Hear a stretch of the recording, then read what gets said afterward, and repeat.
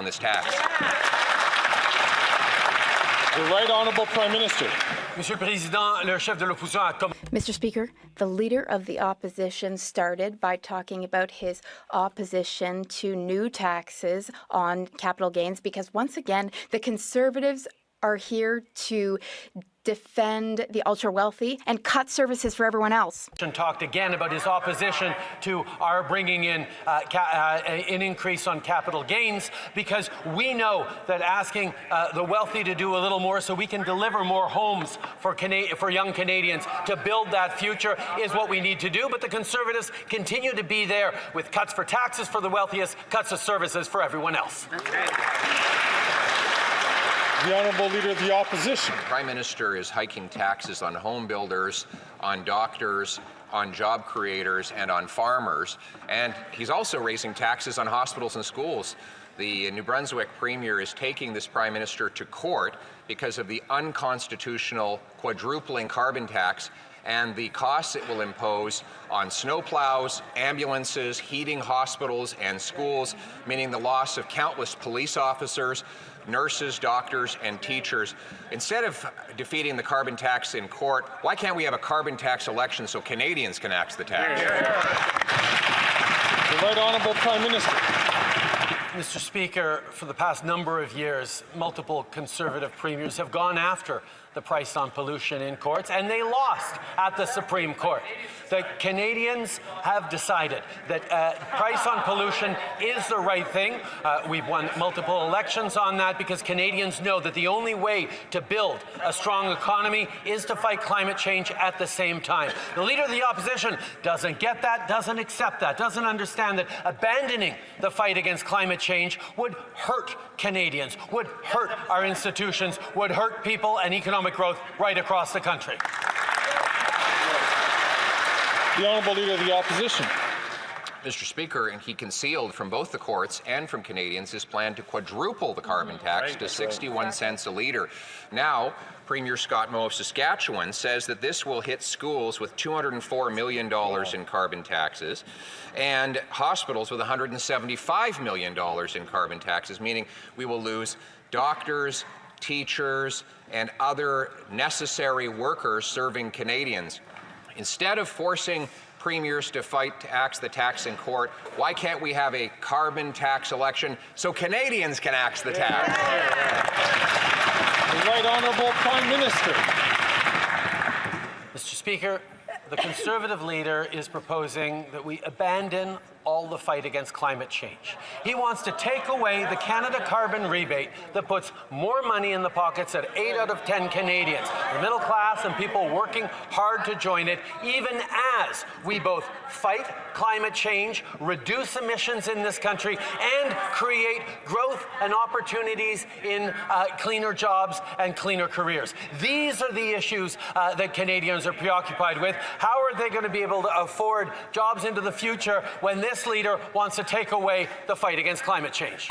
You know, sometimes listening to politicians debate feels like, like trying to have a conversation in the middle of a tornado. Haha, yeah, I can see that. Papers flying everywhere, points whizzing by your head. Hard to keep track of who's saying what, that's for sure. Exactly. So today, we're hitting pause on the political whirlwind to really break down one of those heated debates. We're diving into the back and forth over the Canadian carbon tax. Always a hot topic. You bet. Specifically, some really charged exchanges about the potential impact of this tax on, get this, essential services. Oh, wow. Yeah, that's getting into some serious territory. Schools, hospitals, that sort of thing. You hit the nail on the head. And we're zeroing in on a particularly fiery debate from the Canadian Parliament. Definitely some fireworks there. All right, so lay it on us. Who's squaring off and what are they saying?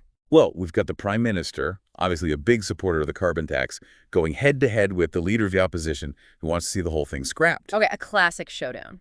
And I'm guessing the opposition leader wasn't mincing words. Not even a little. He came out swinging, claiming the carbon tax is going to be this devastating blow to essential services.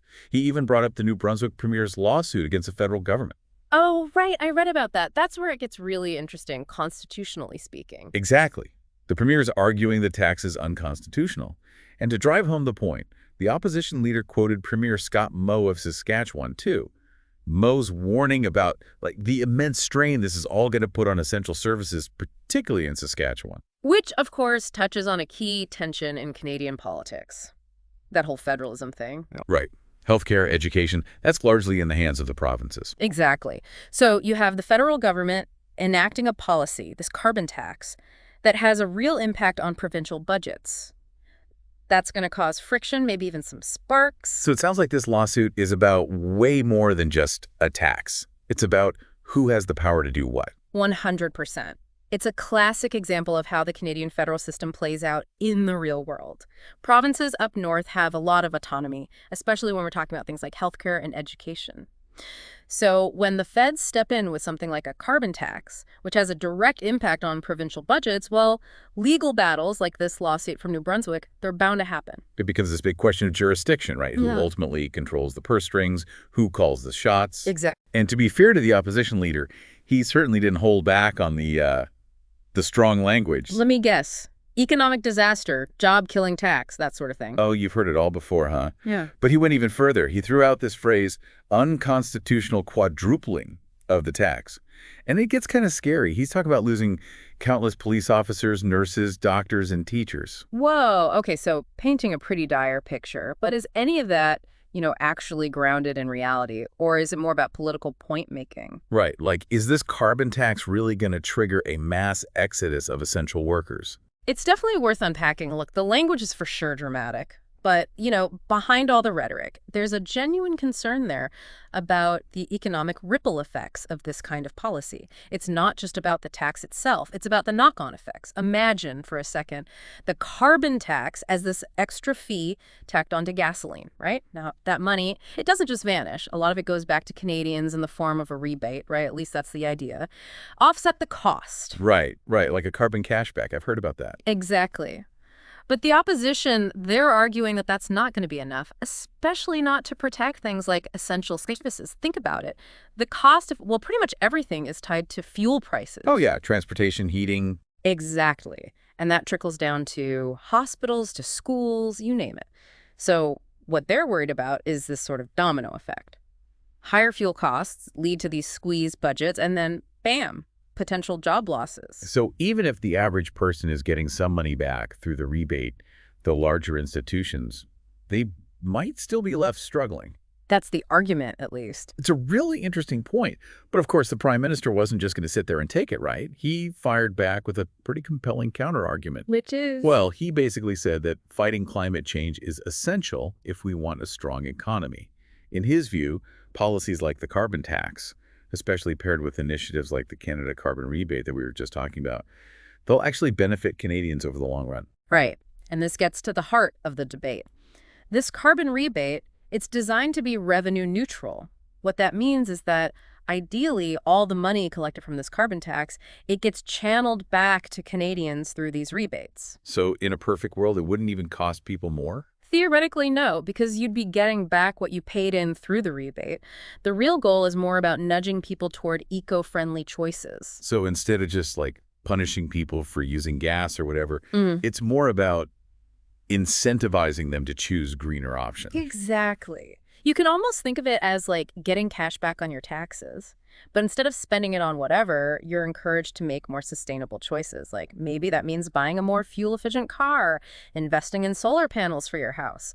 Interesting. So is the carbon tax the Robin Hood of climate change policy, taking from the polluters and giving back to the people so they can join the green revolution? Uh-huh. That's a very colorful way to put it. But yeah, I think you've got the gist. However, there's a lot of debate around whether this system really works as intended. How so? Well, for starters, the opposition has argued that this system, even if it works on paper, still won't be enough to protect those essential services, those hospitals and schools. So they're still worried about those job losses and service cuts we talked about earlier. Exactly. And there are also questions about whether this carbon rebate system genuinely helps those who need it most. Like lower-income households. Right, because even if they're getting a rebate, they might be hit harder by the initial price increases, before that rebate kicks in. The effectiveness of this system and whether it's truly equitable is something economists and policymakers are still debating. And of course, because this is politics, we have to have a healthy dose of, shall we say, pointed rhetoric thrown in. Oh, I'm sure there were some zingers. What'd they say? Well, at one point, the prime minister pretty much accused the opposition of wanting to, and I'm quoting here, abandon the fight against climate change. Oof. Yeah, that's a pretty bold statement.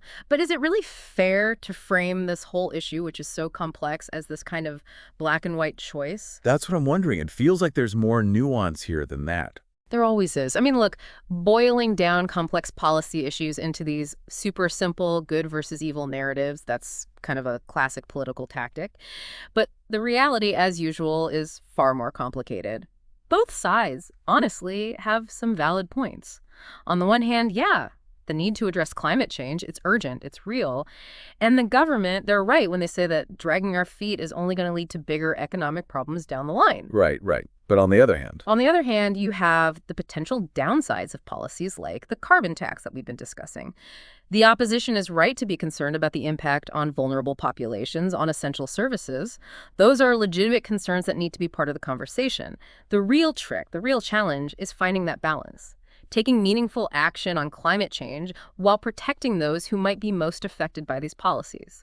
It's like walking a tightrope, isn't it? That's a great way to put it. Wow. Okay, I feel like we just covered, a year's worth of political science in a few minutes. It's a lot to digest, for sure. We went from lawsuits to rebates to the fate of the planet, and that was just one debate. So after diving deep into this fiery exchange, after hearing both sides lay out their arguments, what do you think? How do you weigh the urgent need to combat climate change against the potential impacts, both good and bad, of these policies? Could there be other solutions out there, other approaches that strike a better balance? Something to ponder as we wrap up today's deep dive. Canada-wide